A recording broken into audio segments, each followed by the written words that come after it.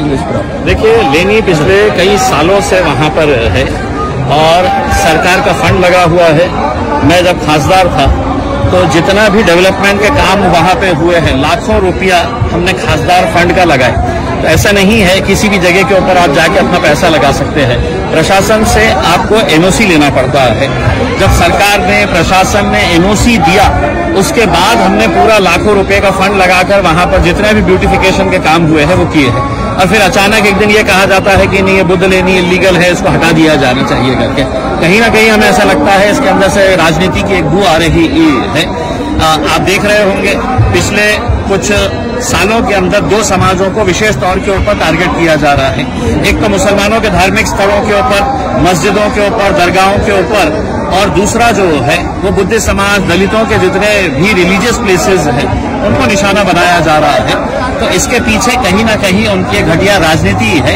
इसीलिए आज जो बुद्धिस्ट समाज, दलित समाज और उनके साथ पूरी ताकत के साथ मुसलमान भी शामिल हुए हैं, वो एक पैगाम देने के लिए कि हम आपके धमकियों से डरने वाले नहीं हैं। ये रैली में आपने सहभाग लिया, क्या अपील करेंगे आप इस माध्यम से नागरिकों को? देखिए, जब तक आप अपनी ताकत नहीं दिखाएंगे, ये कितना दुर्भाग्य की बात है कि जो लोग इस समाज का वोट हासिल करते हैं उसका नेतृत्व उन्होंने करना चाहिए था। भूल जाना चाहिए था कि हम किस राजनीतिक पार्टी से ताल्लुक रखते हैं, किस संगठन से ताल्लुक रखते हैं। जब अपने समाज की बारी आती है तो सभी लोगों ने एक प्लेटफॉर्म के ऊपर आने की जरूरत रहती है, लेकिन किसी का भी ख्याल ना करते हुए समाज ने कहा कि अगर कोई आए या ना आए, हम अपने तौर के ऊपर अपनी ताकत दिखाएंगे। और यही ताकत का नजरिया है आज आप देख रहे हैं यहाँ। क्या इम्तियाज जलील साहब ये रैली का हिस्सा दिल्ली तक या मुंबई तक लेके जाएंगे? मैं एक डॉक्टर बाबा साहब अम्बेडकर को मानने वाला हूँ, मैं संविधान को मानने वाला हूँ। हमने हमेशा से ही लोकसभा के अंदर हो या जब विधानसभा के अंदर था, हमने संविधान के संरक्षण के लिए बहुत बुलंद आवाज हमने की है। हम चाहते हैं कि ये देश अगर चले तो संविधान के हिसाब से चले। लेकिन आज जो हुकूमत बैठी हुई है वो हर कोशिश कर रही है कि संविधान को किस तरीके से मिटाया जाए। उसके अंदर जितने भी उनके अमेंडमेंट जो लेके आ रहे हैं वो धीरे धीरे पूरे संविधान को खत्म करना चाहते हैं। हम उनको ये कहते हैं कि हुकूमतें आएगी, हुकूमतें जाएगी, देश चलेगा संविधान के हिसाब से, तुम्हारे गुंडागर्दी के हिसाब से नहीं चल सकता।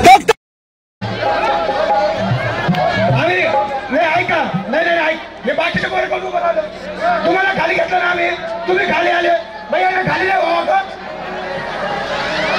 येऊन आव्हान करा, खाली येऊन आव्हान करा, अरे खाली येऊन आव्हान करा, खाली खाली खाली येऊन आव्हान करू आपण। खाली ए भैया चला खाली, चल भैया चल खाली, खाली येऊन सगळ्यांनी आव्हान करा, खाली येऊन, हॅलो हॅलो, सगळ्यांनी खाली येऊन आव्हान करा, सगळ्यांनी खाली येऊन आव्हान करा। आपण वर राहून खाली का, खाली या कस का म्हणता? हॅलो, खाली येऊन आव्हान करा सगळ्यांनी। एक मिनिट कृष्णाभाऊ, तुमचं म्हणणं अगदी बरोबर आहे। सगळ्यांनी त्यांनी खाली जा, प्लीज प्लीज प्लीज प्लीज। भिक्खू संघाच्या स्टेजवरून खाली जा, लवकर लवकर। भिक्खू संघाच्या स्टेजवरून उपासकांनी खाली जा, फक्त भिक्खू संघच राहील। आता वाद्य पण बंद करा, वाद्यही बंद करा आणि सगळ्या भिक्षूंनी प्लीज।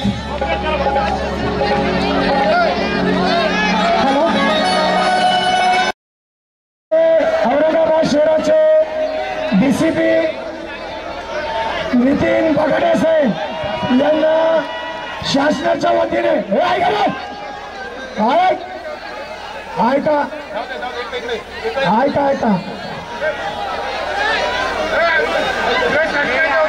प्रशासनाच्या वतीने नितीन बगाडे साहेब यांना विनंती करतो की त्यांनी आपले 2 मिनिटं मनोगत व्यक्त करायचं आहे आणि प्रश्न प्रशासनचा वतीने आम्हाला गवाही द्यावा की जी बुद्धभूमी आहे ती आम्ही कधी हटवणार नाही, ही विनंती करतो।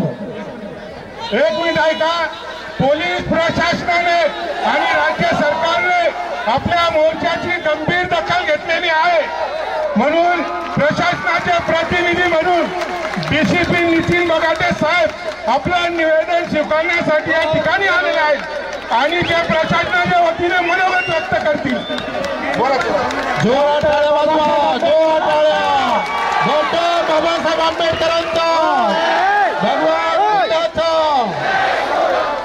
साहेब तुम्हाला मार्गदर्शन करून सांगतील की तुमचा मोर्चा 1000 पटीने यशस्वी झालेला आहे। इथे जमलेले तमाम भीम सैनिक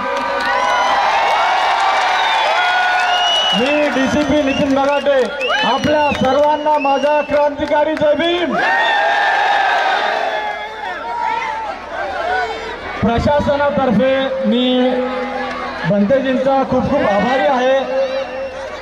आज एवढा जनसमुदाय प्रचंड सागर भंतेजींच्या नेतृत्वात आपली पावन भूमी जी डॉक्टर बाबासाहेब आंबेडकरांच्या पदस्पर्शाने पावन झालेली आहे अशी बुद्धलेली निश्चितपणे पूर्ण प्रशासनातर्फे मी आज आपल्या सर्वांना ही ग्वाही देतो की बुद्धलेणीच्या जागेच्या तिथल्या मेडिटेशन सेंटरच्या जागेच्या नियमितीकरणासाठी आम्ही स्वतः आमचे सीपी साहेब माननीय मनपा आयुक्त आम्ही सर्वजण माननीय सीएम साहेब एकनाथजी शिंदे माननीय डीसीएम दोन्ही डीसीएम अजितदादा पवार देवेंद्र फडणवीसजी यांच्याशी आम्ही स्वतः चर्चा केलेली आहे। आमच्या सीपी साहेबांनी चर्चा केलेली आहे, माननीय मनपा आयुक्तांनी चर्चा केलेली आहे। टाळ्या वाजवा मोठ्याने।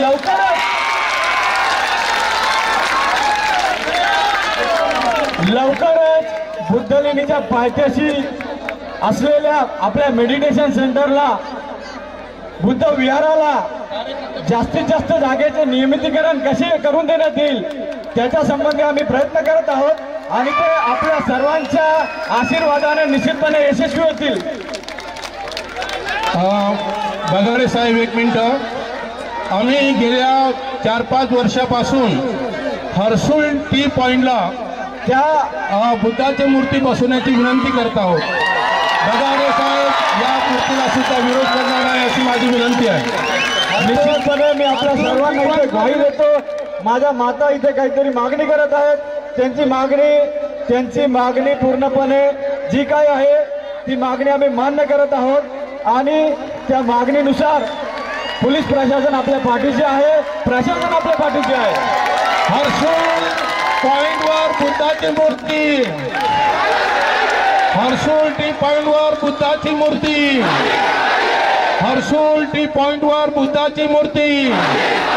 भगवान बुद्ध, भगवान बुद्धाच्या धम्माचा, भगवान बुद्धाच्या संघाचा।